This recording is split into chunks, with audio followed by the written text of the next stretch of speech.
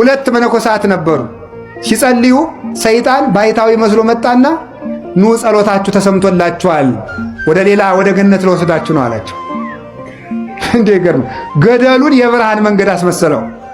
ተመስገን ጌታዬ ጸሎቴን የሰማህ ብሎ አንዱ ችኩሉ ዝም ብሎ ድርግም ሲል ዝም ብሎ ተሳፈረ። ብርሃን ነው መንገድ አስመስሎት ነው። ያኛው ግን ሆነም ቀረም ሲያማትበን እንጀምር መንገዳችን ብሎ በስመ አብ ወወልድ ወመንፈስ ቅዱስ ሲል ለካ ብርሃን የለም። ያኛው ሰጠመ፣ ይሄኛው ዳነ።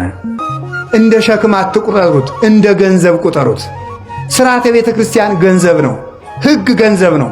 አይዟችሁ፣ ሕግ ጠባቂ ነው። ሕግ ምግብ ነው። ሕግ በረከት ነው።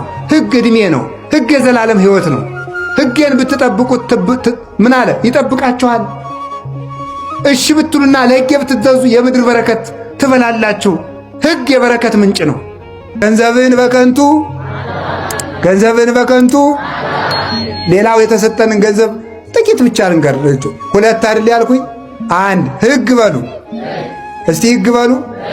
እግዚአብሔር የሰጠን ሌላው ገንዘባችን ምንድን ነው? ድሮ ሰው ሲበድል ምንድን ነው የሚባለው? በሕግ አምላክ። በምን አምላክ ነው የሚባለው? ሕግ። ወደ ገነት ልውሰዳችሁ፣ ወደ አዳም፣ ወደ አባታችን አዳም ከሞት ይጠብቀው የነበረ አንድ ጥሩ ገንዘብ ነበረው። ያ ገንዘብ ተጨማሪ ገንዘብ ነው ከቅድሙ ሌላ። ምን ይባላል? በለስ። እስኪ በለስ በሉ።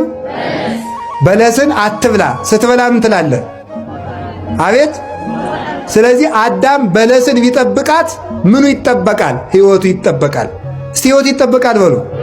ሕይወቱ በለስን ሲያባክናት ሕይወቱ ምን አለ? ባከነ ማለት ሞተ። በለስ የተባለ ሕግ ነው ይላሉ ሊቃውንት። ሕግ እግዚአብሔር የሰጠን ሀብት ነው። ሰውን የሚጠብቀው ሕግ ነው። የማን ሕግ? ሰው የእግዚአብሔርን ሕግ ሲጠብቅ የእግዚአብሔር ሕግ ሰውን ይጠብቃል ይላሉ አባቶቻችን። ሰው የእግዚአብሔርን ሕግ መጠበቅ አለበት። አሁን ከዛሬ ጀምሮ የብስራ ልሰጣችሁ ነው። 10ቱን ትእዛዛት በደብተራችሁ ላይ ጻፉ። 6ቱን ትእዛዛት በደብተራችሁ ላይ ጻፉ። እነዚያን በቀን እያነበባችሁ ራሳችሁን መዝኑ። ሕግ ከጠበቃችሁ እግዚአብሔር አሳልፎ አይሰጣችሁም። እንዲህ አለ ጌታ፣ ለወይንስ ሐዲስ ውስተ ወይን ሐዲስ ውስተ ተመልከቱ ውስተ ዝቅ ሐዲስ ይወድይዎ ወይታቀቡ ክሊሆሙ በቤናቲሆሙ። አዲስ ወይንን በአዲስ ሰውነት ይጨምሩታል፣ ሁለቱም ይጠባበቃሉ። የማቴዎስ ወንጌል ምዕራፍ 9። አዲስ ወይን የተባለች እርጅና የሌለባት የክርስቶስ ሕግ፣ አዲስ ሰውነት የተባለ አዲስ ማሰሮ የተባለ ንጹሕ ሰውነት፣ ሁለቱም ይጠባበቃሉ። ወይኑ ረዋቱን ምን ያደርገዋል? ያለሰልሰዋል፣ ያሰማምረዋል። ረዋቱ ወይኑን ያበስለዋል። ወይኑና ረዋቱ ይጠባበቃሉ። ሰው ሕግን ይጠብቃል፣ ሕግ ሰውን ይጠብቃል። ሰውን የሚጠብቀው ሕግ ነው። አዝላ አኮን ይህነ ዘናቅቦሙ ለሕገጋት አላሙንቱ ሕገጋት ያቅቡነ ይላል ማሪሳል። ሕግ እኛ ሕግን አንጠብቀውም።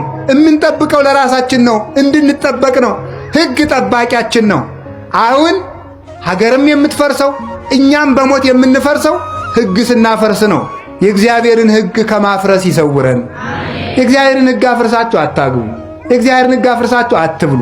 የእግዚአብሔርን ሕግ አፍርሳችሁ አትነግዱ። በስፍርም አትስረቁ። አትማሉ ካላችሁ አትማሉ። አትዋሹ። በእውነት ነግዱ። በእውነት ምሩ። በእውነት አስተዳድሩ። በእውነት ተጋቡ። ጋብቻችሁን አክብሩ። ሁላችንም የእውነት ኑሮ ይኑረን። እግዚአብሔር ሁላችንም ይጠብቀናል። በቸርነቱ ይጠብቀን። የሚጠብቀን ምንድነው? ሕግ በሉ እንጂ ሕግ ሲፈርስ ምን ይፈርሳል? ሰው ይፈርሳል በሉ። ሕግ ሲፈርስ ምን ይፈርሳል? ሀገር በሉ። ሕግ ሲፈርስ ምን ይፈርሳል? መንግስት በሉ። መንግስት ሁሉም የሚፈርሰው የእግዚአብሔር ሕግ መፍረስ ሲጀምር ነው። የእግዚአብሔርን ሕግ ጠብቁ። እዩማ በሞቴ እዩ። ምንድን ነው በአዳም ብቻ መወስዳችሁ? እስራኤልን ዕድሜ ዘመናቸውን ብታነቡት በሙሉ ይሄ ይመጣላቸዋል። ለምሳሌ ሕግ ሲያከብሩ በሰላም ይጓዛሉ። ሲያጠፉ እባብ መጥቶ ይበላቸው ነበር እኮ በበረሃ። ሕግ ሲያፈርሱ እስራኤል ሕግ ሲጠብቁ እግዚአብሔር ደህና መስፍን ያነሳላቸዋል። ሲያፈርሱ ፍልስጤማውያንን ያመጣላቸዋል። እንዲሁም አንድ ጊዜ እኮ እስራኤላውያን ረበሞት ልብ ብላችሁ ሰሙ። እግዚአብሔር ለሾመው ለሕጉ ለሳሙኤል አልታዘዝ ብለው ነበረ። ናዖስ አሞናዊ የሚባል ሰው ምን እንዳላቸው ታውቃለች? እስራኤል ኑ ተገዙልኝ አለና እንዲህ ብሎ ብቻም በበቃው የእኔ ዝና እንዲከበር ሁላችሁም የቀኝ ዓይናችሁን እያወጣችሁ ገብሩልኝ አላቸው። አለቀሱ። ሲያለቅሱ እግዚአብሔር ከዚህ በኋላ ሳሙኤል ወደ እግዚአብሔር ሲያመለክት በሳኦል አመካኝነት የእነዚያን በኢያቢስ ዘገለዓድ የተሰማሩትን የእነዚያን ጠላት ናዖስ አሞናዊን አጠፋላቸው። ሕግ ስናፈርስ እንኳን ገንዘብ ዓይን አውጥቶ የሚወስድ ሽፍታ ይመጣል። ሕግ ከጠበቅን ደግሞ የሚነካን የለም። እውነቴን ነው። ነፃ ሰው ማለት የእግዚአብሔርን ቀንበር በላዩ ላይ የተሸከመ ነው። ሰው ከጠላቶቹ ነፃ መውጣት የሚችለው የእግዚአብሔርን የሕግ ቀንበር በላዩ ላይ ሲጭን ነው። ምን አለ መሰላችሁ? በዓለም ላይ ሰዎች ይበጠብጡናል፣ ስጋችን ያውከናል፣ አጋንንትም ያውኩናል። ከነዚህ የሚያሳርፈን ምንድን ነው? ኑን ላሳርፋችሁ አለ። እንዳሳርፋችሁ ምን አድርጉ አለ? ቀንበሬን በላያችሁ ላይ ተሸከሙ። ቀንበር ያላት ማናት? ሕግ ናት። ለእግዚአብሔር መገዛት ለሰው ከመገዛት ያድናል። በሉ ሁላችሁም ለእግዚአብሔር መገዛት በሉ። እሺ፣ ለሰው ከመገዛት። ስለዚህ ወገኖቼ፣ አባቶቼ፣ እናቶቼ፣ ወንድሞቼ፣ እህቶቼ ቤተ ክርስቲያን ከበድ ያለ ነገር ስታዝዛችሁ፣ መጽሐፍ ቅዱስ ላይ ጭንቅስ ነገር ሲነገራችሁ እንደ ሸክም አትቁጠሩት፣ እንደ ገንዘብ ቁጠሩት። ሥርዓተ ቤተ ክርስቲያን ገንዘብ ነው። ሕግ ገንዘብ ነው። አይዟችሁ፣ ሕግ ጠባቂ ነው። ሕግ ምግብ ነው። ሕግ በረከት ነው። ሕግ ዕድሜ ነው። ሕግ የዘላለም ሕይወት ነው። ሕጌን ብትጠብቁት ምን አለ? ይጠብቃችኋል። እሺ ብትሉና ለሕጌ ብትገዙ የምድር በረከት ትበላላችሁ። ሕግ የበረከት ምንጭ ነው።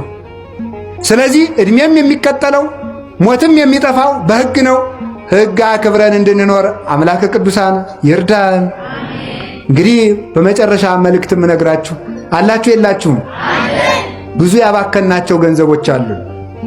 ለምሳሌ መስቀል ገንዘባችን አይደለም? ዛሬ መስቀል ነው። መስቀል ምንድን ነው? ገንዘብ በሉ እንጂ።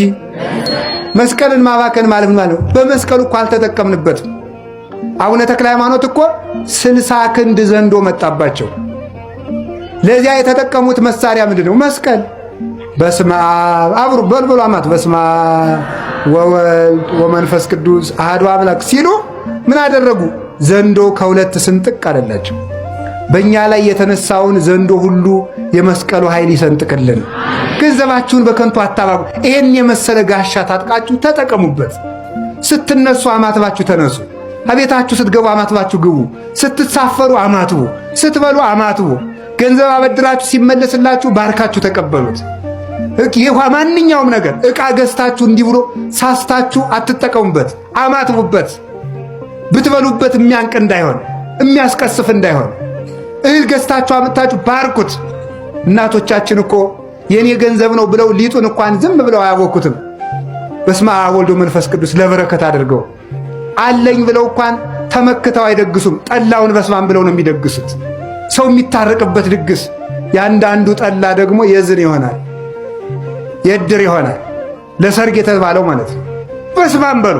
ይኸውላችሁ መስቀልን የመሰለ ጋሻ ክርስቶስ አስታጥቆን ባለመጠቀማችን ሁላችን ገደል እየገባን ነው።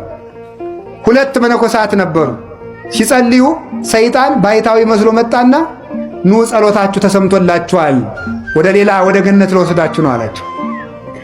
እንዴ ገርም! ገደሉን የብርሃን መንገድ አስመሰለው። ተመስገን ጌታዬ ጸሎቴን የሰማኸኝ ብሎ አንዱ ችኩሉ ዝም ብሎ ድርግም ሲል ዝም ብሎ ተሳፈረ። ብርሃን ነው መንገድ አስመስሎት ነው። ያኛው ግን ሆነም ቀረም ሲያማትበን እንጀምር መንገዳችን ብሎ በስመ አብ ወወልድ ወመንፈስ ቅዱስ ሲል ለካ ብርሃን የለም። ያኛው ሰጠመ፣ ይሄኛው ዳነ።